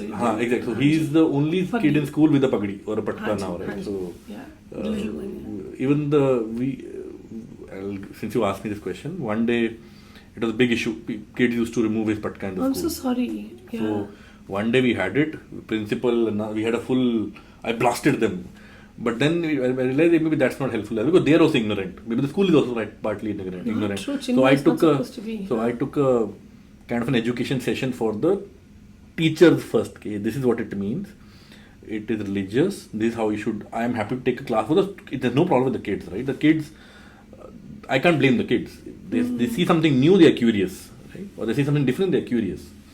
But the teachers have to be slightly more sensible as well. So I educated them, and he's better now. He still gets a bit bullied here and there because of language, but it's okay. I think I can't keep him 100% protected as well. He has to start developing his own life. No, see, I think it's very sad this happened. I'm very sorry about it. I think Chennai had a very big Sardar population. A lot of my friends, right? Hakirat, she's a cow, and I have so many friends who are... Ramandeep Kaur. I have many friends who are Sardars. I think this lack of heterogeneity in schools, right, is shocking actually, even for me. I asked my son, he said there's only some the previous school he was in, there were just 12 Christians and no Muslims. So all this is very, and no Sardars also, right? I don't see that. So I think there's something happening to the way we are polarizing. It's not correct, and I don't think it's right. But one thing I feel, is involve the parents of the other children as well. See, whatever you do comes from home. Yeah. Okay? And so please make sure the parents are also educated. I think it comes from the families, right? So my son, I don't think the kids said what they said because the mothers didn't know. I actually told everybody, Adrut has this problem. I went out with it. And I was very candid about it. And we've had tremendous support once we put it out there. So I didn't care what anybody said. It got better. Okay. Believe me, everything will get better. Yeah. I think we are also very sensitive at that age. I'm crying. I used to cry. Like, I don't know how much I'm crying for my son more than him. But I used to cry. A lot. And how do you help a kid like this? Since you had it experience now twice, right? One, do you blame yourself? Yeah, for this? Absolutely. How did you come out of that? I blame myself. I put my kid in Chennai, right? It was my choice. Why should he be getting bullied? Absolutely cried. Absolutely blamed myself. Blamed my genes. My mother blamed her genes. So absolutely that. But eventually it all gets better. Trust me, it just gets better. Your child will develop skills that you thought they never had, which are good for them, for this society. You have to trust the process. Yeah. You just have to trust the process. You have to trust yourself. You have to trust your decision. You have to believe that what you did was the best. You get to do this. That gives you a lot of mental peace, which is why you're a better dad. And regardless of what it is, because of what we have, he will be bullied and he will learn how to manage this. Yeah. Right? It's everything. Every time we see something different from us, we are curious. And it's natural. Tomorrow your child will also be curious about something else. And then you'll realize, see, we only hear one-side narratives. Okay? I thought my son was getting bullied. And then one day one of his friends came from a school. Then he came and told me a very different story. Your kid is punching, is it? Yeah. I was stumped. Same thing here. Yeah. Okay. And then you will realize, there is a different version to the story. Yeah. And you'll be very happy and proud and surprised. And you'll be a very, very happy parent. Just allow the process. Just trust the process. I'll give you an example. I'm not very proud of this example, by the way. But something I've done. I don't know. Everybody can judge me now. Which is, my kid used to come in the evening, and in the night I read him a story. I put him to sleep, right? So he used to tell me, "Arey, school mein people are punching me, pushing me, whatever else. I fall down and things like that." One guy keeps telling that guy's name again and again. So I told him, I spoke to teacher a bunch of times. Teacher is also controlling all that they're doing, but teacher can't be present everywhere all the time as well. So I told him, if somebody, you never hit anybody, if they hit you, hit but back. if they hit you, hit back. Post that, next PTM I'm getting complaints. Oh, he's punching the kids. In front of teacher, I'm saying, sorry, I'll teach him. Outside the classroom, I was high-fiving him. Oh, good job. You should. My son also is the same. Yeah. Just waits for that one word. Can I go? It's okay, man. You have to learn to stand up for yourself. No, they'll figure it out. You trust me. Yeah. You'll see a very different child, and he's good. He's learning this now. He'll know exactly how to stand up for himself. He knows more Tamil than me at this point. Yeah. We have a very good Sardar community here. I think I'm sure you go to the Langar and JGT Road. Yeah, you'll figure this out, and he'll be very popular. Believe me, he'll enjoy it, and you'll enjoy the process. I've been through a lot, okay, and I was very worried. So when my son had to write this board exam, we had to get him a disability, certificate by a psychiatrist. The process was to go to the Kilpok Mental Hospital and get it done. I was so upset about the evaluation. Thankfully, I found a government certified psychiatrist through a parent. Fellow parent, and we could do the assessment in a very close quarter, so he gets additional time. You have options. You can either choose a scribe or you can choose to get additional time. Okay. We got additional time. He didn't take the additional time because I trained him not to take the additional time. Is he on par in terms of number of years in school? Absolutely, but the writing is really behind. Okay. He can't write, and this is the only way this country... But he's not running behind in terms of age and class? No. Okay. He's in fact younger for his class. Okay. It's the writing, okay, but that's the only way the system assesses. So I wanted to give him that bridge, like I said, which is where that belief comes from, because the starting points are not the same for every child. But I told every parent in transparency that this is what we're doing for him, okay. So I think putting it out there is very important, and the child accepting it, how he feels about it. So I thought he'll be very ashamed, or the first day everybody made fun of him. Oh, why does he get that? Oh, he's got a problem. He's got a mental disability or whatever. They made fun. But he said, Amma, I don't care what they think. I'm going to own this. I want this. And I want you to make sure that you do it for my 12s too. That's great to know. So I want to ask you a question, Shruti, on this, right? As a parent, because my assumption is this phenomenon or this disability might be more common than what we know. Yeah. Even parents might not know, Yeah. right? Awareness is extremely poor. As a parent, what did you do to make the kid comfortable and confident and being courageous to even face it rather than I'll shut myself in a room and I don't want to deal with this. The second part, let me know if you faced it as well. I'm assuming you would have faced a lot of interesting, maybe use the word interesting pieces from the society as well. Either extreme sympathy, I'm so sorry about it and things like that, where the people feel extremely sympathetic about your kid if severely ill in some sense, or even ridicule in some extreme cases. How do you tackle internally with the kid or even with the external audience? I firstly had a problem myself, okay? I want to tell you that I was, like I said, the head girl. I couldn't march left, right, okay? And everybody would make fun of me, and I didn't know this was a problem. It came from my dyspraxia. So when it came to Adrut, I was very open with my immediate family. The moment we diagnosed and we got to know the word dyspraxia, very clearly I told my family, this one has it. Then everybody was like, no, they were in denial. They were like, what the hell do you mean by that? You're just coming up with these names and stuff like that. Yeah. Then I said, no, this is legit. So I actually positively started occupational therapy. Okay, when I say occupational therapy, I didn't take him to a therapist. My friend told me exactly what I had to do, and I knew exactly what I had to do, right? He can't cut with his scissors. Okay. So I gave him a scissors. He can't tie his shoelace. I absolutely put that effort. I told my father-in-law, your job this year is to make sure he ties the shoelace. And you have to teach him how to put the button. See, even now what I do for him, right, though he knows how to put the button, I'll actually button it up and keep. If I let him button his shirt, it'll take 3 days to go to school. I give him that option, but he had to learn that 1 year, that was it. I put him on left-hand, right-hand coordination piano. He's an amazing pianist. Okay. Okay? But I had to put him in piano. I keep the class on. No matter what happens, I paid a lot of money for that piano class. I still do. But he's now in 5th grade. Okay? But he plays really well. Alright? Swimming, I had to put. So you first have to accept the condition. Okay. Second, it doesn't matter. This is your child. World is not responsible for your child. You are responsible. So you do your bit, which is do what it takes to help the child.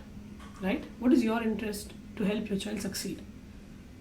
What does it matter who says what? Doesn't matter. You do what you have to do. Then co-opt everybody. This is like a leadership vision, right? You have a vision board. You want everybody to deliver. Give them a job. Give them roles. Give them goals. So they are all supporting your vision. Influence.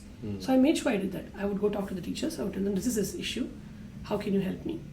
And put it out there in the first PTA. First PTA I'll keep quiet. I'll watch to see how he's coming along. Okay. Then I'll go and say, this is the problem. How can we help him? They'll say, no, there's no need for any help. He's okay. So he got actually treated normally for the largest part of time. Wow. Only in the board exam, we gave him a surprise, which was this additional half an hour, which he didn't expect. Because he was trained to writing the paper. CBC is all about speed, accuracy. And then I put light on his positive strengths. Okay. My husband invested a bit in math. So he's a math whiz. He can do a lot of mental math. You don't have to write. Math you can do in the mind. Yeah. Who can take that away from you? So make that look good. See, it's like this, right? You have a dark room and then there's a bit of light. What do you want to focus on? You focus on the light. So I'm saying focus on what can work for you. So math can work for you. Piano can work for you. Swimming can work for you.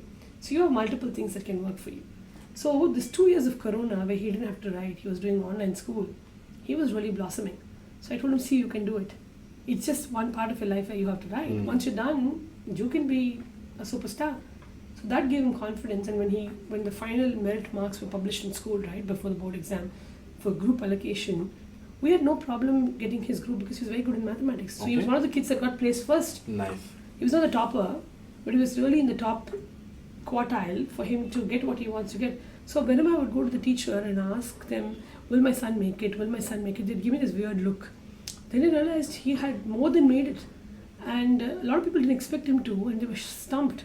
So he feels very good about himself. What's he doing now? He's going to go to the 11th. We'll finish the board exam. What did he picked? Maths, physics, chemistry, computer science. Perfect. So I've told him, I think one of the things I would like for him to do is, he knows what it takes for kids like him.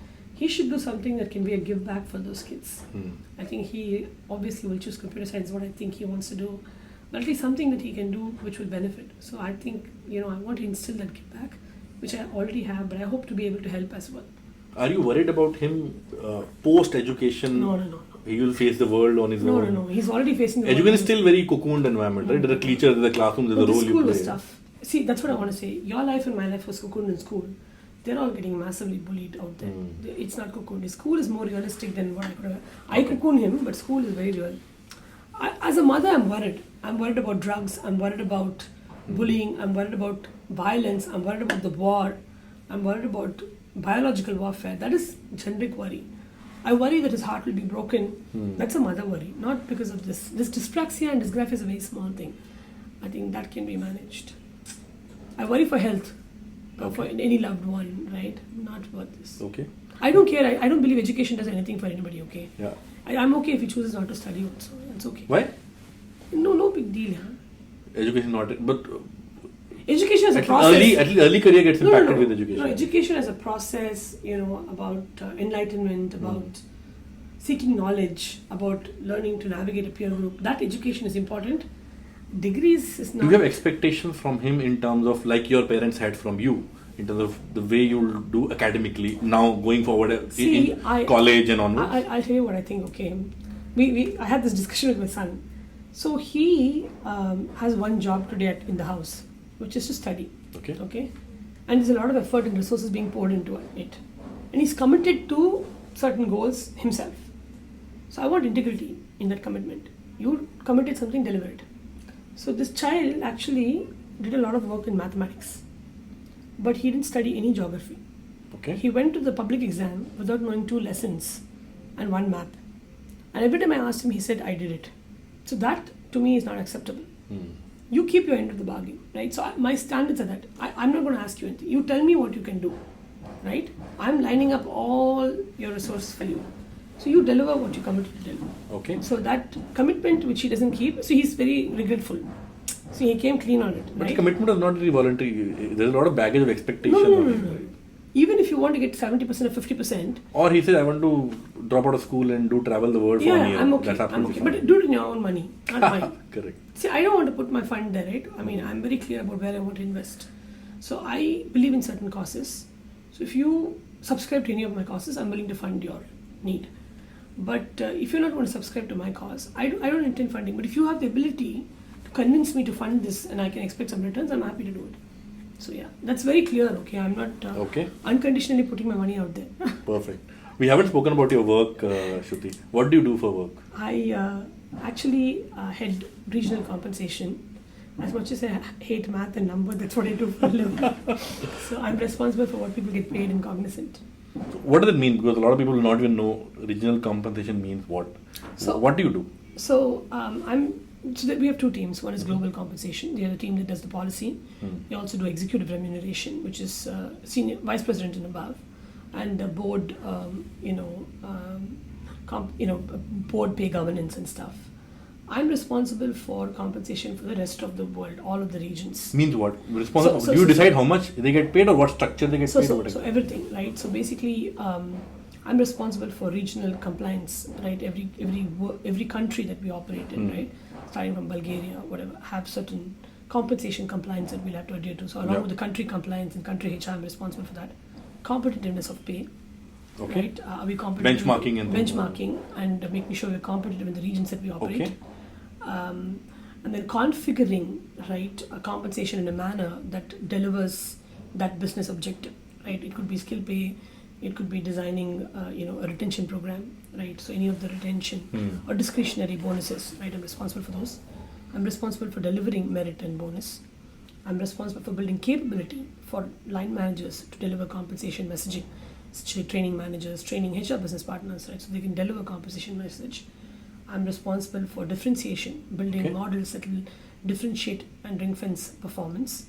I'm responsible for technology so that I can automate and provide seamless experience of the total rewards that we have. So I implemented a total reward platform, right? Responsible for, our ability to run these processes at scale, right, with great deal of accuracy. So my processes are audited by SOX, so I need to deliver compliance, I need to deliver accuracy. And imagine 330,000 people doing merit and bonus in a very short window of 2 weeks. right? That operational efficiency I have to deliver, and all of the compensation goes for payroll. Yeah. We need to ensure that data sanity, right? So yeah, process, risk and governance and compliance, competitiveness, aligned to business strategy and deliver our business goals, a top performer differentiation. So all of that is what my team does on a day-to-day basis. Interesting. Let me ask you a philosophical question on a technical subject, which is compensation in literal meaning would say they are giving you Work. the company something, Yeah. time potentially, Work. and then you are compensating them with something else, Yes.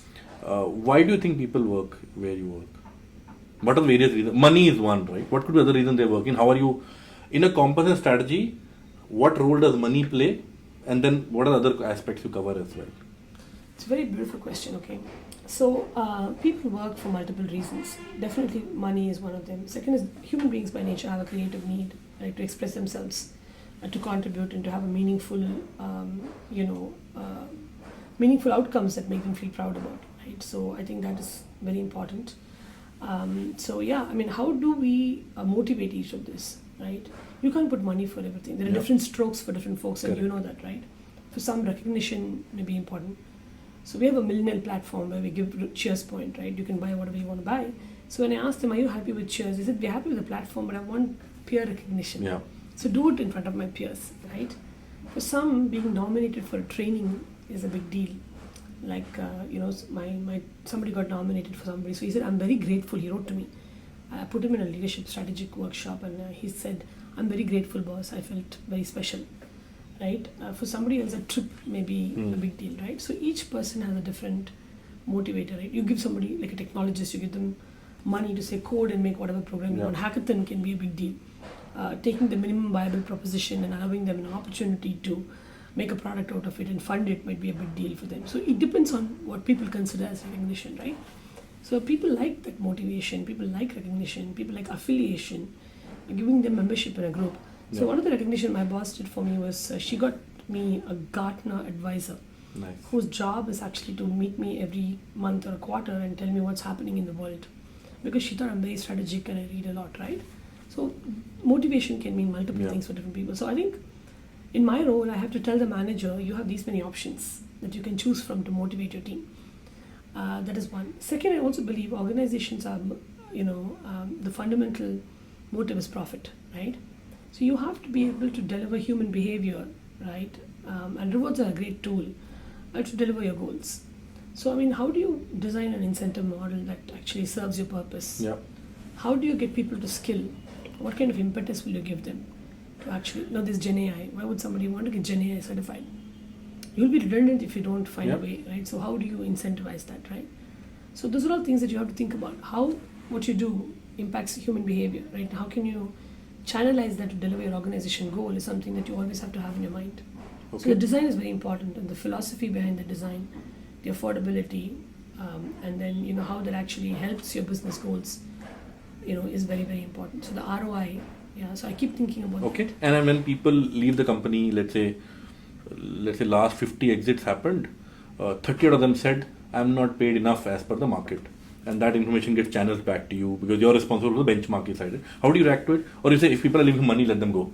I want people who are having a bigger purpose to stay in my company, not only money. It doesn't happen. See, this generation is very clear. It's a very short life. So I do have a case right now. Then I realized, I look at the data too. I don't go with what the HR business partner tells me. So I realized that we have a live case right now where 50 people have left in a particular unit. And I know that there was a business leader before. He left and he's taking all of them and going. And the current leader is not as inspirational. Second, I realized that money will never be enough, okay, by the way. So we looked at the benchmark, right? So people who are below the median, right? There are three kinds of people. They've just been recently promoted, or they're new joiners who are, PA to A. We have a set data point, right? Okay. Like where you get promoted as an engineer, you go through a certain fixed points, and you can't compare them with market. So there are people who are like that. Then there are people who are new joiners whom we've hired, probably at lower level came in or from a smaller brand came in, right? So those are the people who are below the market. Those that are stayed in the system, right, have seen significant investments in the last couple of years because of the great resignation, right? But still some could be below the market. And the reason why they're probably going is because they've not seen a progression. we've not given them a path of progression. Yeah. I also went and checked to see if they got any recognition. They've not. So I think the manager comes and tells you, I want money, but what they have not done is their job. Yeah. So my job is to actually educate and push back, both proactively and reactively. So I'm going to push the HR to say, hey, did you see this? Did you see that? Right? So your goals, right, will also have to translate as your HR business partner goals. Yeah. My HR business partner will have to do their job. So I make sure that I have a proactive model where I train. I also have a model where I'm equipping the HR business partner to think broader. But I think it takes all kinds. But what I want to do for sure is the line manager to know what options they have. Okay. Not feel helpless, right? These are the few options that I have to be able to retain somebody, and this is within my grasp. I don't have to go to anybody else, and I can tell the person yes or no. Okay. That empowerment is what I have to create within the budgets that I have, right? Okay. And give them a sense that you can do this too. Yeah. And these are all within your grasp. Are you looking at this? Are you looking at that? We're in a tight economic situation. We can't give you money, but did you do this? Did you do that? Yeah. And ask them in a nice way. And even when the person goes, help them with the feeling that, hey, you remember all of this happened. People have a recency effect, right? So you always come back. Yeah. Okay. You had a couple of decades now of experience, right? Over 2 decades of experience, right? Would you call yourself a successful professional? Yeah. Why and why not? What do you mean by how do you define your success as a professional? Success, because I feel that I have a lot of things I've done that I can look back and feel proud. Okay. We vaccinated, when I was the India head of Total Rewards, Benefits and Compensation, we vaccinated over 230k associates during COVID. Okay. I think it's a big give back my company did in terms of commitment, being able to provide insurance. People prayed at that point of time for two things, right? Money and good health. We were able to deliver both. I have been able to implement a total reward system that articulates to an individual their entire offering, which is huge, very seamlessly. So I have built a knowledge system. Actually, I've built from scratch, right, functionally, a HRIS system. I did this in my first job because I was lazy to maintain headcount. And that HRIS has become a full-fledged mini HCM and is being monetized now. Wow. So I think there are many things I've done over the years that I can look back and feel very proud about. So I think I am successful because of a couple of things. One, I'm still relevant. I have delivered a lot of things I can feel proud about. 3, I've learned a lot in the process, and I feel like wherever I am, nobody will look at me and say, hey, she just got there by happenstance. Okay. And I see a roadmap for myself. I don't feel like I've hit a point where, a ceiling. I see a big path ahead of me. So I feel successful in that I have a job. Okay. I am good at what I do, and I see a path ahead, and I feel proud about what I've done. Fantastic. So from success, let's take the pivot to failure then, Shruthi. In your professional life, it could be early, it could be now. What was the lowest professional point you've seen? And why was that? What happened there? So 2 times was pretty shitty actually. 3 times were very shitty, okay. One, the organization went through a structure change and I took over a new unit with a lot of problems. The business head specifically wanted me. It was a 33-member team, it came down to 5. The business head had a very high expectation, and the 5 people there were not used to delivering to his pace. Okay. I was, because I used to be his previous HR. So they went and complained about me. Okay. And this complained about you? Yeah. Okay. And I'm very hard on them. So the leader there, did not come and ask me what's going on. He assumed I'm a bad person because he didn't know. Bad manager, whatever. Yeah, bad person, bad manager, and decided to change me from that unit. Okay. Without giving me a chance. So I was called for a meeting, and some stuff happened, and I actually went and said, listen, I'm very sorry. I heard that you gave this feedback about me, and I apologize. I didn't know that you felt this way, but I had certain constraints that I was dealing with. But let's give this a shot for a month or 2. If you don't see a change in my behavior, who do you tell this to? The team. The team. Yeah, they called for a meeting. But that's very difficult to do, no? No. Your team is, I'm assuming, your junior. Yeah. To say sorry to your junior, I with their ego, all that. No, I didn't feel all that. I just felt that somebody was hurt by my action, and I just had to apologize. And I said I apologize. They were stumped and wogged, and then they transformed, and we had a much better relationship. Having said that, because they complained about me, a couple of them left because they felt shitty, but they've been my friends. They've kept in touch. Okay, and I came from a very evolved HR background, so I didn't know this whole chaotic piece of being reactive and just organizing parties and not doing real HR or consultative. I didn't understand how that HR worked. They probably were not used to my style. But my business head wasn't lowering the pressure either. What hurt me was the organization didn't back me up. Yeah. Nobody asked me my side. So what I did, I continued in the role for a bit. When was this in your career trajectory of 20? No, very recently, like 2018, 2019. Oh, you were very senior. You were a senior person then. I was a director then, right? So then I realized that something is wrong. Why would somebody judge me like this? Then I realized the manager had a back story about me. Apparently, I didn't invite him for a family function of mine where I involved my son's Upanayana. I didn't invite him. He thought I'm being like privileged, classist or something like that.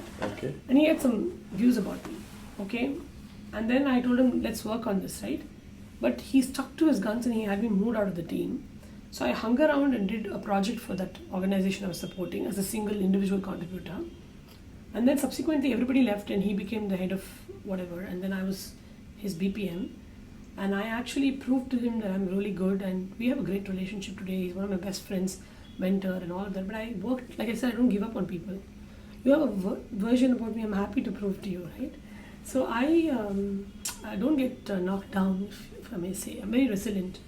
So I thought I was right. And nobody does anything thinking they're wrong, do they? And if it's a mistake, it's a mistake. You can always apologize. So I think I've given those people good skills. I think one of the things my team will tell you is I'm hard, but I definitely lead them with skills that can give them great jobs outside. People who leave me have left for phenomenal roles and I'm very grateful for what they've learned. Because I believe your job as a manager is to keep your team employed or employable, right? And give them things that they can look back and feel successful about. So I'm not apologetic about any of that, but I'm absolutely willing to apologize if I've hurt somebody unknowingly. Didn't you think of resigning then? Hey, company not backing me, let me find another employer? I did, but then I said, why the hell? What made you stop then? I thought I was not in the wrong. But still apologize. No. Apologize. The company didn't take your side. No. There's a difference, right? So firstly, right, when I'm doing something, I have to co-opt my manager also into that. I didn't co-opt him. So he didn't know what I was doing. Okay. Yeah. So then I didn't even know he was a leader that I had to co-opt. Okay. I had an immediate line manager. He was a skip level manager. These girls jumped the line. So then I brought him into the scheme of things and it was much better. He didn't have a visibility to what I was doing. So I was at fault in not keeping him posted or giving him my version. And I confronted him in 2 or 3 meetings where I didn't agree with him. So his first impression of me, like you said, was somebody who was very aggressive and pushy, even to him. So he felt, hey, if she's pushing me around, she could be pushing anybody around. So we had to level set. So we did that. Let me ask a personal question. Right? We've spoken about your life now. You've been very honest and candid with me. Do you think your image precedes you or reaches there before you reach somewhere? So even for me inviting you for that podcast, your talk about you reached me before you reached in this office, and I'm sure you face this in your corporate life as well. Is that a disadvantage? I have a notion, not me personally, but anybody who's meeting you potentially will have a notion of you before even you've spoken a word.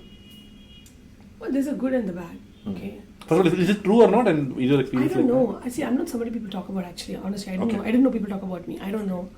But good only, but no, it's okay. Yeah. I mean, see, it's just really Hanideep is one life, so it's okay. I don't give it much thought, so it's okay if they're talking about it. I think people who like me will say good things. People who don't like me will say, what will they say? They'll say bad things. It's okay. It's fine. And there's a truth. There's a moment of truth here. Correct. And that is what you will remember. So I believe in the truth. But some people will not get a chance to relate to truth at all. They might just hear about it and then... How are they relevant in my life? They might be impacting you professionally then. Like in this case, your example you gave. Yeah, so I learned to manage that circle well. I realized, my boss made me aware. She said, go get feedback from your stakeholders on your 360-degree appraisal. Then I'm like, oh my God, this person I had a fight, that person I had a fight. But then I went and asked them and they did give me a feedback and it's all good. So people understand, right? We all have to work together. So now I'm mindful. In a corporate environment, I would just go and give that fight. Today I'm aware. I'm like, people finally decide a promotion. But tell me something. You worked in large companies, right?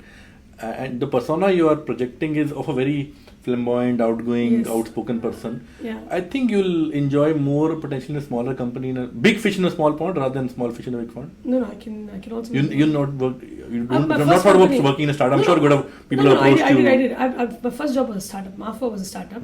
See, it was also like a startup. Scope was large. Yeah. See, I have I like to do large scale things. Yeah, I like scale. I like both. I can do everything. Okay, so I'm not fussy.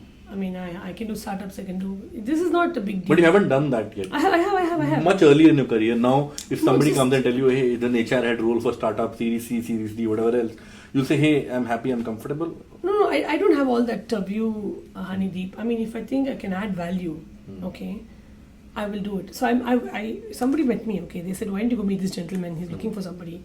So I told him, no, I'm not interested, I'm not looking for a job. He said, no, just go chat him up. So I went and chatted one gentleman up. Then I told him I can do this, I can do that, I can also do that. And then that guy was like, wow, what will I do? So he was the CEO. Okay. So yeah, I mean, if you can find a space for me in all of my scale and grandness that I bring to the table, I think we will coexist. Okay. What else we speak about, Shruthi? No, I have nothing to speak. I just want to say a couple of things. One, as professionals, take care of your health. Okay. I think we take it for most granted. I think it catches up sometime. Catch up on sleep. I think one of the things that I've lost over the many years is my ability to get a good night's rest because of you're so wired up and stressed all the time. So learn to relax, meditate, and take time for yourself. Second is you can't sprint a marathon. Okay. So play the pause and pace yourself. And it's just one life. You live only once. So enjoy every moment. Embrace what comes and, learn acceptance, forgiveness. Don't be very hard on yourself. Forgive yourself and forgive others. And then just enjoy your life. Eat well. Don't keep being on a diet. Don't deprive yourself of the goodness that, that you can... take on, right? I'm not saying overeat, but I see people on so many diets. Yeah. It's not worth it. None of it is worth it. Nobody has a foolproof diet, okay, literally. So In the generations. end, we are going to die. All of us are going to die anyway. Yeah, anyway. So big deal, right? I mean, big deal. Just enjoy your life. I mean, On that lovely thought, Shruthi, appreciate. Thank you so much for being here. I Thank hope you. it was helpful. I really enjoyed it. Had a lot to learn from you today. I'm sure all our viewers would have had a great time as well. no, I think you're amazing. I think what you're doing is very, very nice. Thank you. I don't think any of our lives will suit another person or fit another person. I think each one his own. But I think the fact that you want to put this out there, right, for anybody who may pick up, I think is a great calling in my view. Okay, everybody has a story. Yeah. And you believe that every story is worth telling, speaks volumes about who you are. And I think it is so beautiful that I had this opportunity to meet you. And it's absolutely my pleasure to have had this interaction. And I want to thank you. I know we talk of give backs as always monetary. This is also a form of give back. So I think there's a lot of blessings. So thank you very much. And best wishes to you, your family, both Pando family and your family back home. And this is such a pleasure. And I wish you the very best. Thank you, Shruthi. Thank you so much. Thank you so much. God bless you.